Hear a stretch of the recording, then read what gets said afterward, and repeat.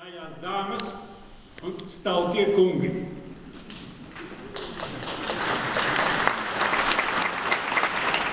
Es ceru, ka mēs pavadīsim kopā omulīgu vakaru ar tādu nelielu humora pieskaņu. Un ja man te nosauc par gāzes tēvu, paldies! Ziniet, es gāzes tēvs esmu tikai patērētājiem, kuriem jāmaksā par gāzi nauda, un tur es esmu stingrs. Bet saviem darbiniekiem es esmu kā māte, rūpīga māte, rūpējot pa viņiem, mīļoju, maksāju labu algu.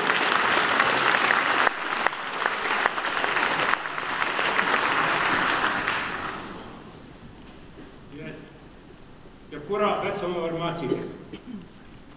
Es esmu daudz mācījies un iemācījos no mūsu Eiropas parlamentārieša Ivara Godmaņa kunga, ka runāt vajag pa punktiem. Jāsakārto runa pa punktiem, un es to runu sakārtoju pa punktiem. Punkts 1.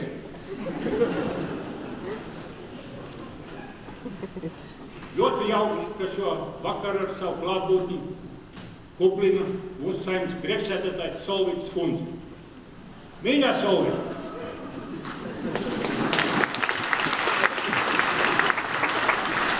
Lūdzu, tomēr ņem vērā.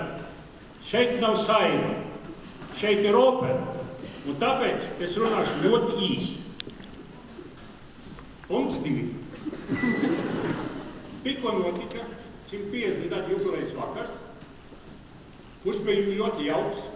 Aivars pat atzīmēja nelielu daļu no teātra vai operas vēstures, un es gribēju jums tomēr arī atzīmēt vēsturi, ka taisni 150 gadus atpakaļ, tad Rīgas teātris bija pirmais lielais objekts, kas tika gazificēts.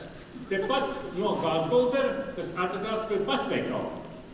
Tātad opera saņēma ļoti modernu vācu inženieru tehnoloģiju. Opera tika kurināta ar gāzi, variet iedomāties 1863. gadā, un viss apgaismojums operā bija ar gāzes degvielu. Viņu skaits bija 753, tātad 150 gadu apgaismojums. Tad 1882. gadā kaut ko gāznieki palaida garā, kādu sīkumiņu tur pie degšanas procesa. Un notika ugunsgrēks, teātris aizdegās. Nodega pilnīgi, palika tikai sienas. Pēc tam pilsētas tēvi nolēma gāzniekus, it tūmā operai nedrīkst laist teātri. Un tad ielika katru uz oglēm. Bet, kā redziet, laika mainās, un mēs gāznieki ar operu atkal esam kopā. Paldies, opera!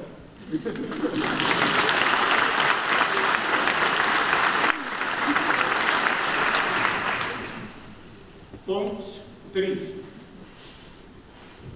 Diemžēl no operas skatuves netiek lasītas latviešu tautas dainas. Tomēr mēs pamanījāmies pagājušajā gadā latviešu tautas dainas nolasīt Austrālijas aborigēņiem. Ar to mēs ieguvām ļoti lielu starptautisku atzinību. Punkts 4. Ziniet, Aspāzija ļoti mīlēja ne tikai Raini. Jūs tā nedomājiet, jūs kaut ko citu domājat. Viņa mīlēja arī ļoti operu. Par operu viņa uzrakstīja vienu skaistu dzējolīti, kurš vēl Ulmaņa laikā netika publicēts. Es viņu jums nolasīšu. Lakstīgalā operai uz jumta sēž. Sēž un sēž. Dziļi skatās kanāli. Beberi operai apkārt kokus grauž, grauž un grauž. Tādā veidā operas nākotni piepauž. Paldies Aspāzijai, pat pareizi dejoli, aplaudēsim Aspāzijai.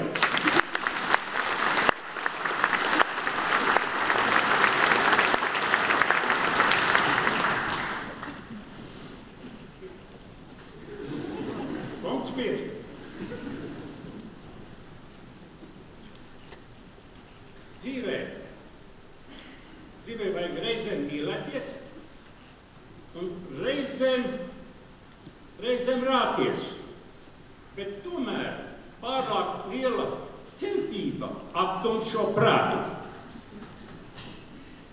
Punkts 6. Opera sakārto mūsu iekšējo pasauli, mūsu domas un mūsu nākotnes redzējumu. Un tas iet cauri gadsimtiem. Tikai mēs paši reizēm, kā pētiķi, lēkājam no zara uz zara, pakasamies savā starpā un neredzam īsto vadmalu. Bet opera mūs maina uz augšu. Gribu atkārtot. Opera mūs maina uz augšu. Punkts 7. Mums visiem patīk ļoti sevišķi politiķiem runāt par pievienoto vērtību. Ziniet, lielāku garīgu pievienoto vērtību, kādu dod mūsu opera, neviens tūmā nevar dot un nedod, un tā tas arī būs uz priekšu. Kas attiecas uz pēdējiem notikumiem? Es jums gribu atspoguļot nedaudz vēsturiski. Redziet, es atkārtoti paskatījos vēsturi, kad Rīgas teātri, pēc tam operu līdz 96. gada novembrim, 7. man liekas, vadīja konkrēti 54 direktori. Tas ir mazāk par 2,5 gadu uz direktoru. Mūsu Andrejs 17 gadus, cik radoši. Kā opera attīstījās, kādi mēs šodien esam un kādi mēs bijām. Vēl es gribētu pateikt, ziniet, personības, kuras ir radošs un spilgts, ar īsām intrigām nevar aprakt. Viņi vienmēr būs uzvarētāji. Viņi vienmēr ies pa priekšu. Un es esmu ļoti pārliecināts, ka mēs pārvērtīsim savus lēmumus un ka Andrejs pie mums atgriezīsies. Ļoti svarīgi nākošajā gadā, ziniet, mēs esam kultūras galvaspilsēta Eiropā. Un kā tad mēs bez Andreja? Tagad lūdzu aplaudēsim Andreju!